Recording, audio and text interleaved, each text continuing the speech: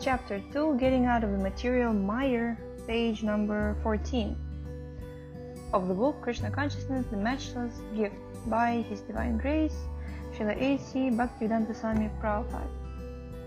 Our subject matter is most sublime, the glorification of the holy name of God. This subject was discussed by Maharaj Parikshit and Shukadeva Goswami, who noted that a Brahmana who was very fallen and addicted to all kinds of sinful activities was saved simply by chanting the holy names of Krishna. This is found in the 6th canto of Srimad-Bhagavatam, an epic work by Vyasadeva describing the pastimes of Lord Krishna and elaborating on the philosophy of Krishna Consciousness. In the 5th canto of Srimad-Bhagavatam, the universal planetary systems are very fully explained. Within the universe, there are lower, middle, and higher planetary systems. Actually, not only the Bhagavatam, but all religious scriptures contain descriptions of hellish or lower planetary systems and heavenly or higher systems. Srimad-Bhagavatam gives evidence of where these planets are and indicates how far they are from this planet. Just as astronomers have calculated how far the moon and other heavenly bodies are from Earth, similarly, the Bhagavatam contains descriptions of the various planets. Even on this planet, we experience different climatic conditions. In temperate countries such as the United States, the climate is different from that of a tropical country like India. Just as there are environmental differences on this planet, there are other planets which have far different atmospheres and environments.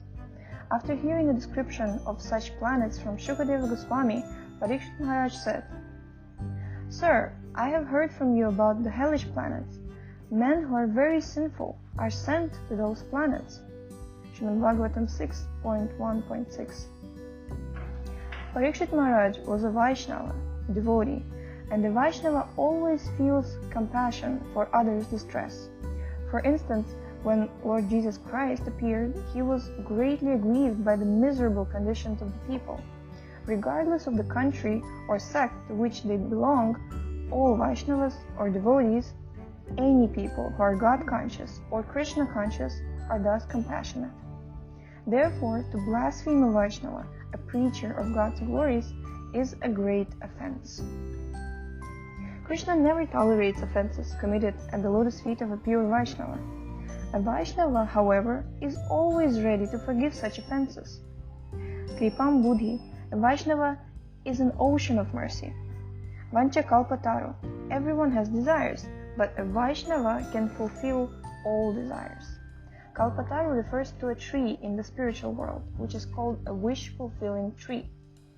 In this material world, a particular type of fruit can be gotten from a particular type of tree, but in Krishna Loka, as well as in all the other planets in the spiritual sky, all the trees are spiritual and will yield whatever one desires. This is described in the Brahma Samhita, Chintamani Prakara Sadma Sukalpa Vriksha, wish-fulfilling tree, for he can bestow a matchless gift upon a sincere disciple, Krishna Consciousness. A Vaishnava is addressed as Mahabhaga, which means fortunate. One who becomes a Vaishnava and is God-conscious is understood to be greatly fortunate. Lord Chaitanya Mahaprabhu, the chief exponent of Krishna consciousness in this age, has explained that the living entities in various planetary systems all over the universe are rotating in different species of life. A living entity can go wherever he likes, to heaven or to hell, simply by preparing himself for either place. There are many heavenly planets, many hellish planets, and many species of life. Padma Purana estimates the species of life to be 8,400,000, and the living entity is rotating or wandering through these species and creating bodies according to his mentality in his present life. As you sow, so shall you reap, is the law that governs here. Chaitanya Mahaprabhu says that out of these numberless living entities who are transmigrating in the material world, one may be fortunate enough to take to Krishna consciousness.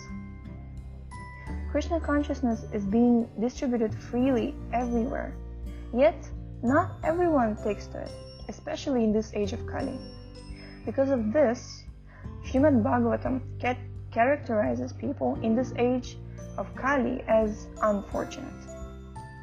Therefore, Chaitanya Mahaprabhu says that only those who are fortunate take to this Krishna consciousness and thus attain a pleasant and blissful life of knowledge. It is the duty of a Vaishnava to go from door to door to try to get unfortunate people to accept good fortune. A Vaishnava thinks, how can these people be delivered from their hellish life? That was also Maharaj Parikshit's inquiry. Sir, he said, you have described that because of one's sinful activities, he is put into a hellish condition of life, or in a hellish planetary system. Now, what are the methods by which such a person can be saved? This is a very important question. When a Vaishnava comes, then God himself comes, or when God's sons or his very confidential devotees come, their only mission is to save sinful men who are suffering. They have knowledge of how to do this. When Prahlad Maharaj met Lord Nrsingadev, he said, "My dear Lord," Prahlad began, "I'm not very anxious for my own deliverance." At this point, we may contrast this attitude with that of the Mayavadi philosophers, who are very careful that their personal salvation is never interrupted. They often think, if I'm down, then my realization will be finished. Therefore, they do not come forward to preach. Only the Vaishnavas come, even at the risk of fall down, but they do not fall down. A Vaishnava is even willing to go to hell to deliver conditioned souls. This is also Prahlad Maharaj's mission. He went on to say, "I'm not very anxious about living in the material world. I have no anxiety for myself, because somehow or other I have been trained to be Krishna conscious always." Because Prahlad was Krishna conscious, he was confident that in his next life he was going to Krishna. It is stated in Bhagavad-gita that if one executes the regulative principles of Krishna consciousness carefully, it is certain that he will reach the supreme destination in his next life. Prahlad Maharaj continues, "There is only one source of anxiety for me. I am anxious for those who are not Krishna conscious. For myself, I have no anxiety, but I am thinking of them." And why aren't people Krishna conscious? Maya Sukhaya Maram Udvahato Vimudhan, Srimad-Bhagavatam 7.9.43. The rascals have created a humbug civilization for temporary happiness. Maya Sukhaya. Actually, this is a fact. We have succeeded in creating a humbug civilization. Every year, so many cars are being manufactured, and for that purpose, so many roads have to be excavated, prepared, and repaired. This creates problems after problems, and therefore it is Maya Sukhaya, illusory happiness. We are trying to manufacture some way to be happy, but we only succeed in creating other problems. The United States has the world's largest number of cars, but that doesn't solve any problems. We have manufactured cars to help solve the problems of life, but we often experience that this also creates other problems. Once we created cars, we must travel 30 or 40 miles just to meet our friends or to go to a doctor. We can even go from New York to Boston in less than an hour by plane, but it takes even longer than that to get to the airport. This situation is called Maya Sukhaya. Maya means false, illusory. So we try to create a very comfortable situation, but we only succeed in creating another uncomfortable situation. This is the way of material world. If we are not satisfied by the natural comforts offered by God and nature, and we want to create artificial comforts, then we have to create discomfort also. Most people are ignorant of this fact. They think that they are creating a very comfortable situation, but in actuality they end up traveling 40 miles to go to the office to earn a livelihood and 50 miles to go back.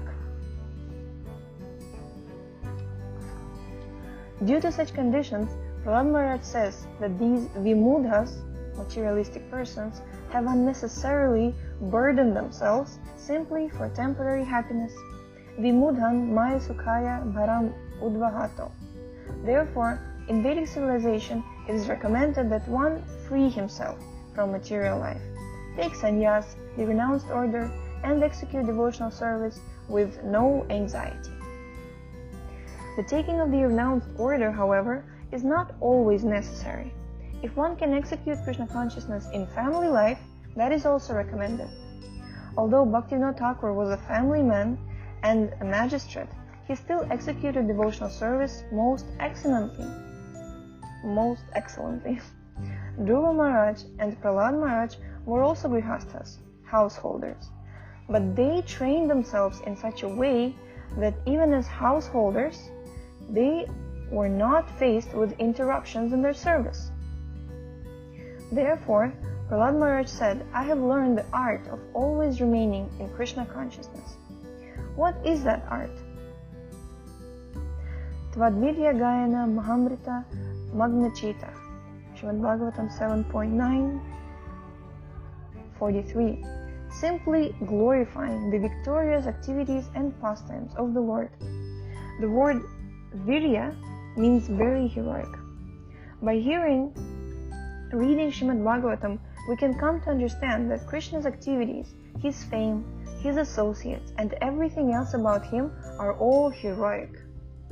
In this connection, Prahlad Maharaj said, I am certain that wherever I go, I can glorify your heroic activities and be saved. There is no question of my falling down, but I am simply anxious for those who have created a type of civilization in which they have to be always busy working hard. I'm always thinking of them. Prahlad further says, My dear Lord, there are many saintly persons and sages who are very interested in their own liberation. They live in solitary places like the Himalayan mountains, and they do not talk to anyone. They are always afraid of mixing with ordinary people in the cities and becoming disturbed, or maybe even falling down. They think, better let me save myself. I regret that these great saintly persons do not come to the cities where people have manufactured a civilization based on constant hard work. Such saints are not very compassionate, but I am anxious for these fallen people who are unnecessarily working so hard simply for the gratification of the senses. Srimad-Bhagavatam 7.9.44. 7.9.44. Even if there were some point in working that hard, such people do not know what it is. All they know is the sex urge and the brothels that gratify this urge. However, Prahlad Maharaj has compassion for such people. My Lord, I do not need salvation alone. Unless I take all these fools with me, I shall not go. Thus he refused to go to the kingdom of God without taking all the fallen souls with him. This is a Vaisnava. I simply want to teach them how to surrender unto you, that's all. That is my goal.